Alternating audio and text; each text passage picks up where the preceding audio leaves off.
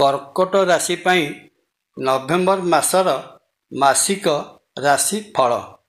November ମାସଟି କର୍କଟ ରାଶି ପାଇଁ ସକାରାତ୍ମକ ଫଳ ବା ପଜିଟିଭ ରେଜଲ୍ଟ ପ୍ରଦାନ କରିବାର ସମ୍ଭାବନା ରହିଅଛି। ଗ୍ରହ ଜଗତର ସବୁଠାରୁ ଦ୍ରୁତଗାମୀ ଗ୍ରହ ଚନ୍ଦ୍ର ମହାଗ୍ରହ କର୍କଟ ରାଶିର ଅଧିପତି। ଜୟ ଜଗନ୍ନାଥ। ନମସ୍କାର।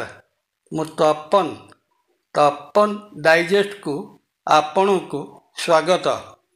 ନଭେମ୍ବର ମାସରେ ବୃହସ୍ପତି ମହାଗ୍ରହ ନିଜର ଉଚ୍ଚ ରାଶି କର୍କଟ ରାଶିରେ ମାସ ସାରା ଅବସ୍ଥାନ କରିବେ।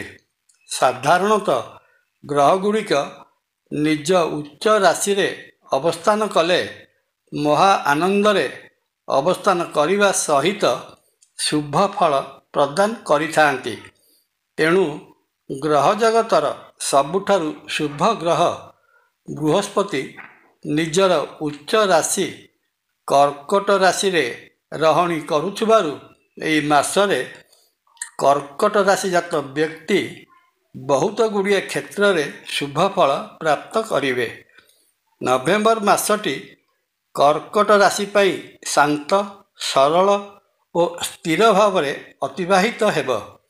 ଧର୍ମ ଓ ଆଧ୍ୟାତ୍ମ ଦିଗ ପ୍ରତି ମନ ଆକୃଷ୍ଟ ହେବ। ଦେବତା ଓ ବ୍ରାହ୍ମଣ ପ୍ରିୟ ହେବେ। ପ୍ରତ୍ୟେକ କ୍ଷେତ୍ରରେ ସ୍ୱଚ୍ଛତା ସୁସ୍ଥତା ଆସିବ। ସେଲ୍ଫ କନଫିଡେନ୍ସ ବା ଆତ୍ମବିଶ୍ୱାସ ଏହି ସମୟରେ ଭରପୁର ରହିବ। ଯୋଜନାବଦ୍ଧ ଭାବରେ କାର୍ଯ୍ୟ କରାଗଲେ କାର୍ଯ୍ୟଗୁଡ଼ିକ ସଫଳତା ନିଶ୍ଚିତ ପାଇବେ। ନିଜର ମଧୁର ଓ କୁଶଳ ବ୍ୟବହାର ଦ୍ୱାରା ଲୋକଙ୍କ ପାଖରେ ନିଜର ଆଦୃତି ବଢ଼ିବ। ବୃହସ୍ପତିଙ୍କର ଦୃଷ୍ଟି କର୍କଟ ରାଶିର ଭାଗ୍ୟଭାବ ବା ନିଜ ରାଶି ମୀନ ରାଶି ଉପରେ ରହିଥିବାରୁ ନଭେମ୍ବର ମାସଟି କର୍କଟ ରାଶି ପାଇଁ ଭାଗ୍ୟବାନ ମାସ ରୂପେ ସାବ୍ୟସ୍ତ ହେବ। ଏହି ସମୟରେ ଅଦ୍ଭୁତ ଭାଗ୍ୟ ଭୋଗ କରିବେ। ଯେଉଁ କାମରେ ହାତ ଦେବେ ସେହି କାମ ସଫଳତାର ସହିତ ସମ୍ପନ୍ନ ହେବ। ବାଣିଜ୍ୟ ବ୍ୟବସାୟ କରୁଥିବା କର୍କଟ ରାଶି ଜାତ ବ୍ୟକ୍ତିଙ୍କ ପାଇଁ ନଭେମ୍ବର ମାସଟି ବଡ଼ ପ୍ରଶସ୍ତ ରହିବ। ଏ ମାସରେ ବେପାର କ୍ଷେତ୍ରର ଅଭିବୃଦ୍ଧି ଘଟିବା ସହିତ ବ୍ୟବସାୟ ସ୍ଥଳୀରୁ ପ୍ରଚୁର ଲାଭ କମାଇ ପାରିବେ। ନୂତନ ପ୍ରକାରର ବାଣିଜ୍ୟ ବ୍ୟବସାୟ କରିବା ପାଇଁ ସୁଯୋଗ ଆସିବ। ମିତ୍ରମାନେ ସହଯୋଗୀ ରହିବେ। ମିତ୍ରତାର ନୂତନ ଅଧ୍ୟାୟ ସୃଷ୍ଟି ହୋଇପାରେ। ଚାକିରି କରୁଥିବା କର୍କଟ ରାଶି ଜାତ ବ୍ୟକ୍ତି କର୍ମକ୍ଷେତ୍ରରେ ନେତୃତ୍ୱ ନେବା ସହିତ ପ୍ରଶାସନିକ କ୍ଷମତା ମଧ୍ୟ ହାସଲ କରିବେ।